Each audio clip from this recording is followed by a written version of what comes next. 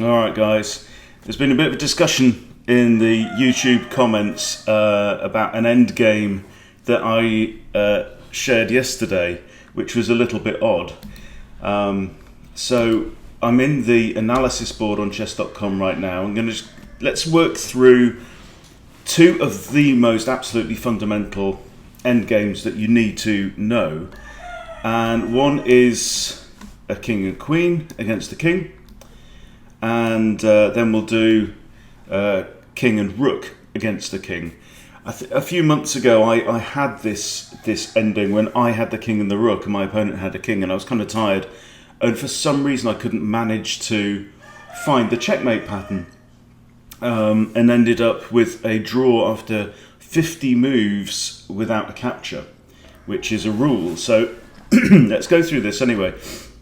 So there's a few different kind of techniques that we can use. So the game that we had yesterday was something like this, when I kept the opponent's king trapped onto this file, and then we had this situation. Now here, if white plays king to here, that's actually stalemate because the king can't move. So what I did in this situation, I actually got my queen to here. So in general, when you break it down, it's really good to understand what actually has to happen to get a checkmate in this kind of situation, right? So there's a couple of things to understand. One is that if you're going to checkmate your opponent, okay, first of all, he has to be in check.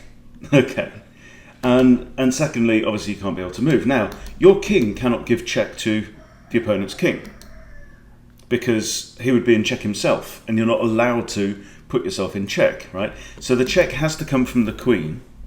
Now, let's say this king was off the board, right? There is... Where's my king disappeared to? Right?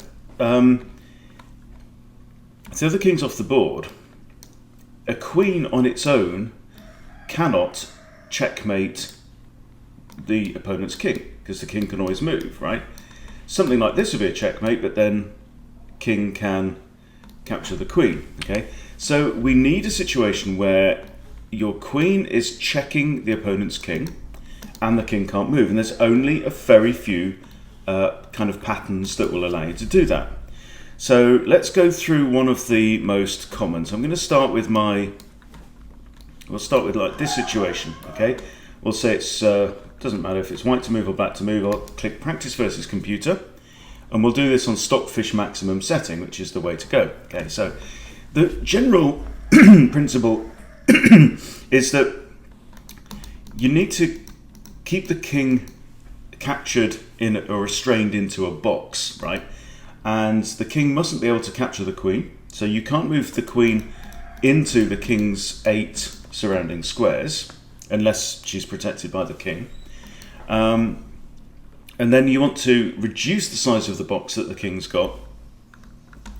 So here's one method, which is to put the queen, see the king was here, put the queen a knight's move away from the king. Now I've mentioned this in a few videos, right?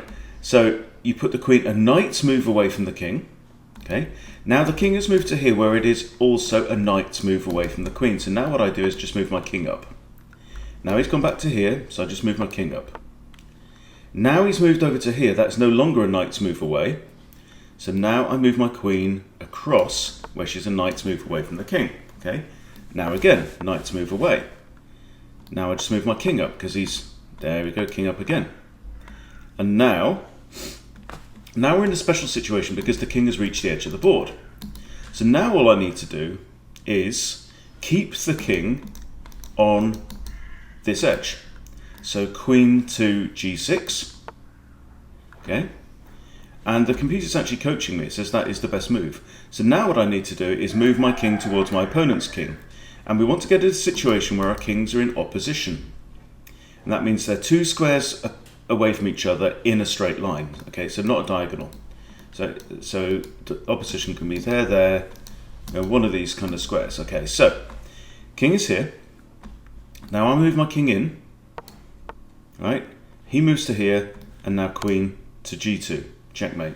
So these 4 squares are absolutely key for the queen. So you can get your queen to one of those, but if you can get your king to one of these squares to support the queen, then that's generally the idea. Okay, so let's go back again. Let's just go over it again. Okay, so that's one way, the knight's move, right? So when the king is a knight's move away from the queen, look at the squares that the king can't enter. Okay, all of these. That means that the king is going to be constrained either to these, or it has to go over in this direction, right? And if he keeps going the knight's move, you just move your king. All right. So let's go back to the analysis board. Let's pick a different situation, something like this. Okay, white to move. Let's practice versus computer.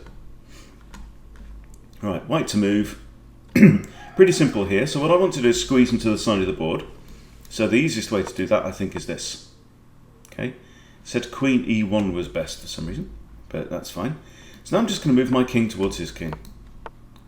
Okay, and at some point, there we go. So he's moved onto the back rank. So now I just move my queen along.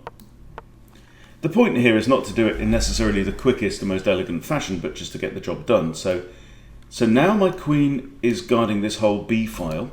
So the king only has the A file to work with.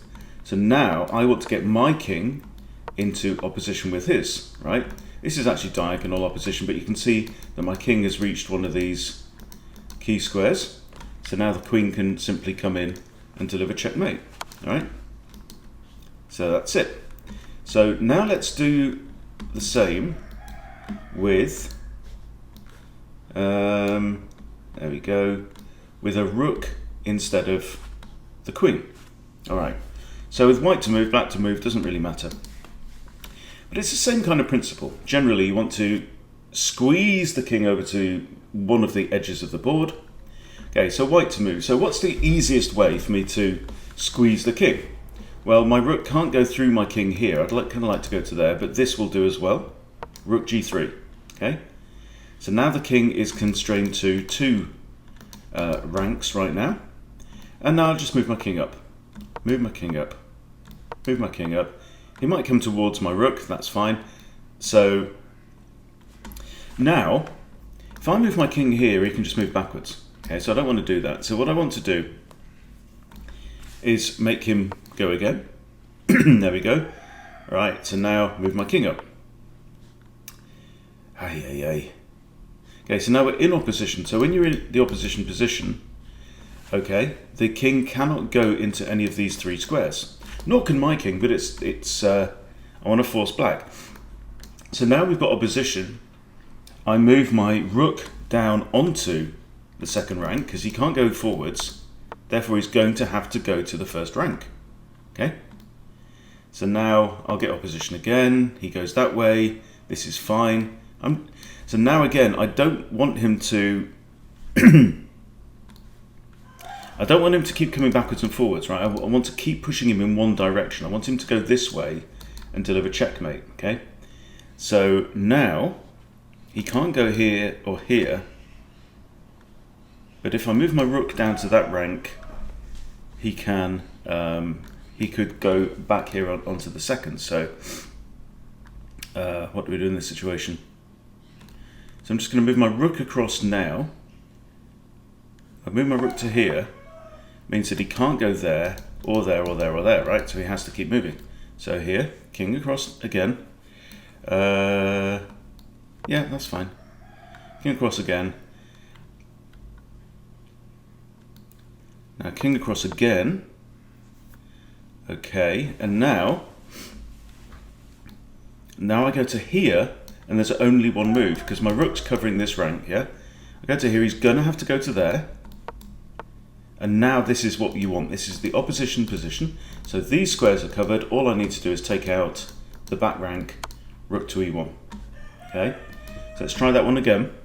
And you can do this. You can do this to your heart's content. You can go on to leechess.com. You can do this for free, even if you're not signed up on chess.com. Okay, so let's start from this situation. Okay, let's do that. Practice versus Stockfish on maximum setting. Okay, again, I just want to constrain him now to 2 files. Now just bring the king in. You can't checkmate with just a rook, just like you can't checkmate with just a queen, so just move my rook out of the way. Get the opposition between the kings. Get the opposition. Okay. Just move there. Okay, now I'm squeezing him up the board. Now we have opposition, okay? That means these 3 squares are out of bounds. That means the king has no squares in this direction, right? So now I take out this rank, and he has to come back to the back rank. Okay, opposition. Right, opposition again. All right. So now I can't go onto the onto the A file now with the rook, because then he can escape off the A file. So I just move my rook up. Okay, now move my king up again. So every time you move your king, remember these squares come with it. The enemy king cannot penetrate those squares. Okay, and here again, and boom. Right, so that's how to do it. And if you can't do that consistently every single time, you need to practice that. There's no worse feeling than being in a position that is 100% winning and being unable to convert. Right, so yeah, if you can't do this every single time, then practice, practice, practice. Okay, we'll start with the king now in the middle of the board. Let's practice this one. Okay, so key things: don't put the rook next to the king where it can be captured. Okay, and keep moving the king forwards. So the rook can just slide from side to side. Okay, get opposition whenever you can. That stops your opponent from being able to advance. So here, might go to here. So now he's constrained into this box. Okay, move my king in.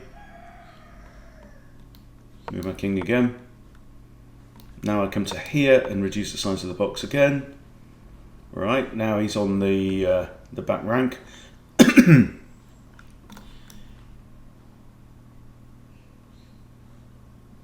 Yeah, because I can go there. That's fine. I can go here now. Now he's on the back rank again.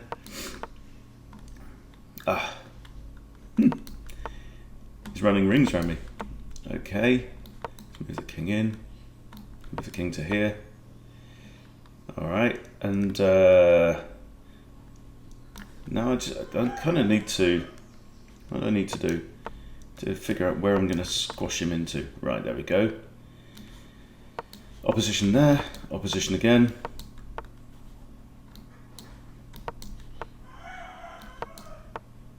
Okay, now we have the opposition position. Drop my rook down. Now I have the opposition again. Okay.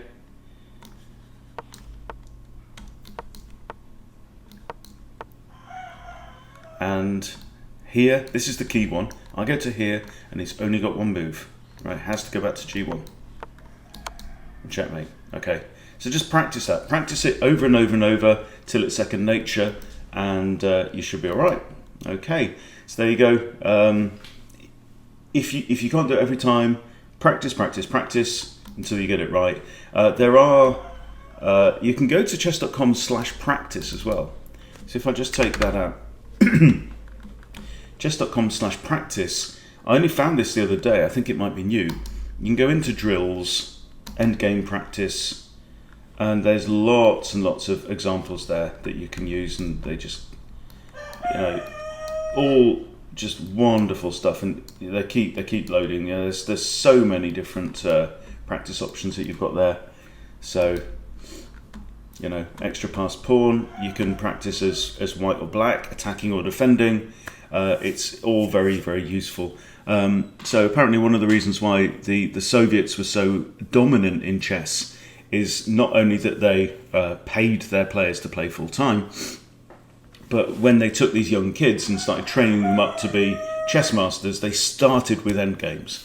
Yeah, so the Russians were absolutely lethal with endgames. And you start with the endgames and then you work backwards in chess so that you can get an endgame that 100% is winnable. So it's very, very interesting area of the game. I think it's something that I need to practice an awful lot more as well. But you know, you have to make sure you at least get the basics. Okay, so thanks for watching, and I'll see you later.